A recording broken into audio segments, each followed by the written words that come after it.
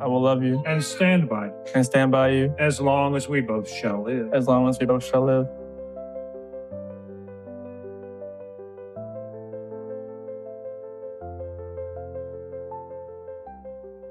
County Communications, this is CeCe. Hi, CeCe. My name's Nicole, and I'm calling because I'm concerned about a friend of mine. I dropped her off at her house at 2 in the morning last night because we were out of town together, and we were on the way back from the airport, and she's pregnant. And I haven't been able to get a hold of her this morning. She won't answer the door. She won't answer phone calls. She won't answer text messages. What's her name? Shanann Watts.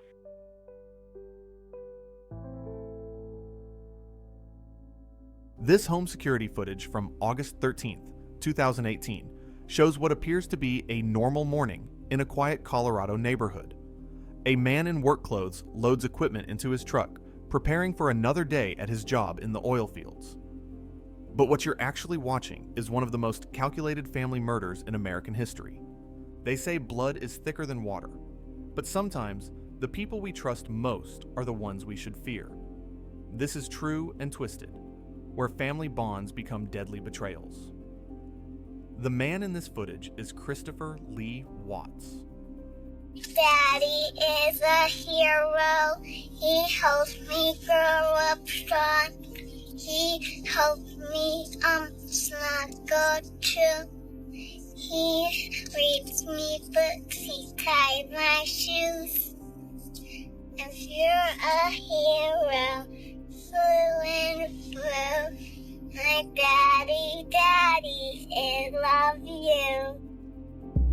Just hours before this video was taken, he did something so horrifying and unimaginable. He murdered his pregnant wife and his 2 little daughters. And not only that, he disposed of their bodies like they were nothing to him. What makes this case even more chilling is that for 3 days, Chris Watts played the role of a desperate husband and father, appearing on television to plead for his family's safe return, all while knowing exactly where their bodies were, because he had put them there himself. Christopher Lee Watts and Shanann Catherine Razuchek seem to have built the perfect American family. They met online in 2010 and married in North Carolina in 2012, before moving to Frederick, Colorado, where they purchased a beautiful home in a family-friendly neighborhood.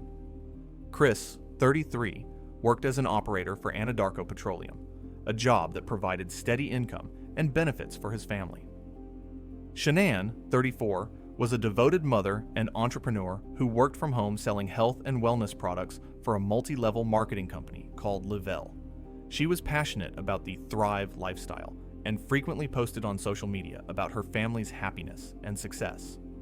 The couple had 2 beautiful daughters, Bella Marie, who was 4 years old, and Celeste Catherine, nicknamed CeCe, who was 3 and adored by her big sister. In 2018, the family received even more exciting news.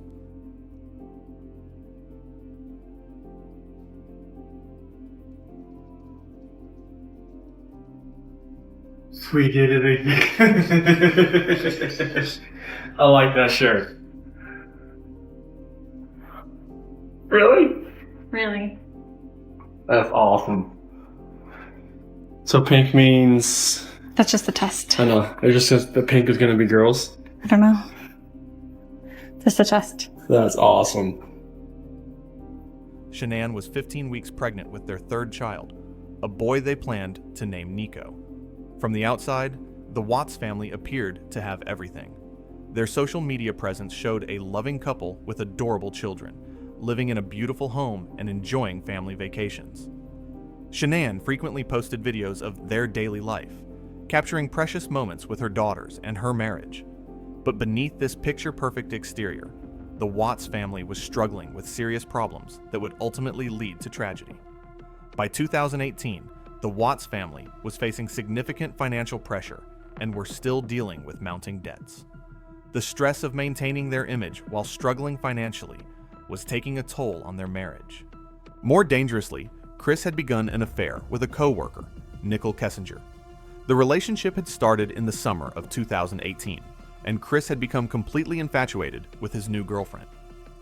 I am having a wonderful time. You mean a lot to me, and I'm glad that you're having a blast. I am so out of breath. He told Nicole that he was going through an amicable divorce and would soon be free to start a new life with her.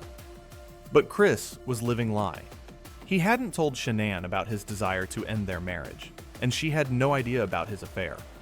Instead, she was excitedly planning for their third child and posting about their happy family life on social media. Rather than facing the difficult conversations and legal processes that would come with divorce, he began to see his family as obstacles to his new life. In his twisted mind, Shanann and their children weren't people he loved. They were problems that needed to be eliminated. On August 9th, 2018, Shanann confronted Chris about his affair after discovering evidence on his phone. The confrontation broke her, but she still hoped they could work through their problems. She had no idea that her husband had already decided on a much more permanent solution. On August 10th, 2018, Shanann left for a business trip to Arizona, leaving Chris alone with Bella and Celeste for the weekend. During that weekend, Chris spent time with his daughters, but his mind was elsewhere. He was texting constantly with Nicole, planning their future together and fantasizing about a life without the responsibilities of marriage and fatherhood. Meanwhile, Shanann was in Arizona with her colleagues, attending business meetings and trying to process the revelation of her husband's affair. On August 12th, Shanann sent Chris a heartfelt text message, trying to communicate about their relationship problems. Chris's response was cold and distant, giving no indication of the horror he was planning. That evening, Shanann's friend and colleague, Nicole Atkinson, drove her to the airport for her flight back to Colorado. Shanann was emotionally exhausted, but she was determined to fight for her marriage and her family. At 1:48 a.m. on August 13th, 2018, Nicole Atkinson dropped Shanann off at the Watts family home after picking her up from the airport. Security footage shows Shanann entering her house, tired. What happened next would haunt investigators and the public for years to come. According to Chris's eventual confession, he and Shanann had an emotional conversation about their marriage. When he told her he didn't love her anymore and wanted to separate, she became upset and threatened to take the children away from him. In that moment, Chris claimed something snapped inside him. He put both hands around Shanann's neck and strangled her to death in their bedroom. Later, he would tell investigators that he had no control over his actions. But the horror was just beginning. 4-year-old Bella woke up and came into the bedroom, carrying her blanket and asking what was wrong with Mommy. Chris told her that Shanann didn't feel well, then wrapped his wife's body in a bedsheet and began dragging her downstairs. Bella watched her father drag her mother's body down the stairs and began to cry, asking again what was wrong with Mommy. Chris ignored her questions and continued with his plan. He loaded Shanann's body into his work truck, then came back for the girls. Both Bella and Celeste were awake now, and he put them in the back seat of his truck. During the 45-minute drive to the remote oil field where he worked, the little girls dozed on and off. They had no idea their father was driving them to their deaths. At the CeCe 319 oil field, Chris carried out the most horrific part of his plan. He removed Shanann's body from the truck and laid it on the ground. Bella and Celeste, still in the truck, asked him what he was doing to Mommy. He then committed acts so evil that they defy comprehension. Using Celeste's own Blue Yankees blanket, he smothered the 3-year-old at the oil site. Bella was nearby, perhaps too shocked and terrified to understand what was happening. Chris carried Celeste's body to one of the oil tanks and dropped her inside through an 8-inch hatch. When he turned back to Bella, the 4-year-old asked him if he was going to do the same thing to her as CeCe. The question should have stopped any father in his tracks. Instead, Chris used the same blanket to smother his eldest daughter, but Bella fought back with everything she had, scratching and struggling. Chris then carried Bella's body to a second oil tank and pushed her small form through the hatch. The medical examiner would later find scratches on Bella's body from being forced through the narrow opening, and a tuft of her blonde hair was discovered on the edge of the hatch. Finally, Chris buried Shanann in a shallow grave near the oil tanks, removing her wedding ring and taking it home to make it look like she had left voluntarily. For 3 days, Chris Watts gave the performance of his life. When Shanann's friend Nicole became worried after she missed a doctor's appointment and failed to respond to texts, she called police for a welfare check. Chris arrived at the house and acted all confused and a worried husband. He allowed police to search the home, where they found Shanann's purse, keys, and medication. Her car was still in the garage with the children's car seats inside. Chris gave interviews to local news stations, standing outside his home and pleading for his family's safe return. Shanann, Bella, Celeste, if you're out there, just come back. Like, if somebody has her, just please bring her back. I need to see everybody. I need to see everybody again. This house is not complete without anybody here. Please bring her back. He told reporters that his kids are his life. The case quickly became a media sensation, capturing national attention as the story of the missing pregnant mother and her 2 young daughters. As viewers could see his lack of suspicious behavior, it was clear that he was not innocent. Chris's behavior seemed off. He wasn't emotional enough for a man whose pregnant wife and children had vanished. His body language was wrong. His timeline didn't add up, and small details in his story kept changing. The FBI joined the investigation and administered a polygraph test to Chris. He failed miserably, and when confronted with the results, his carefully constructed facade finally crumbled. The test is about to begin. Please remain still. Do you know where Shanann is now? No. It is completely clear that you were not honest during the testing, and I think you already know that. You did not pass the polygraph test. Okay. Okay. So now we need to talk about what actually happened. And I feel like you're probably ready to do that. I didn't lie to you on that polygraph, I promise.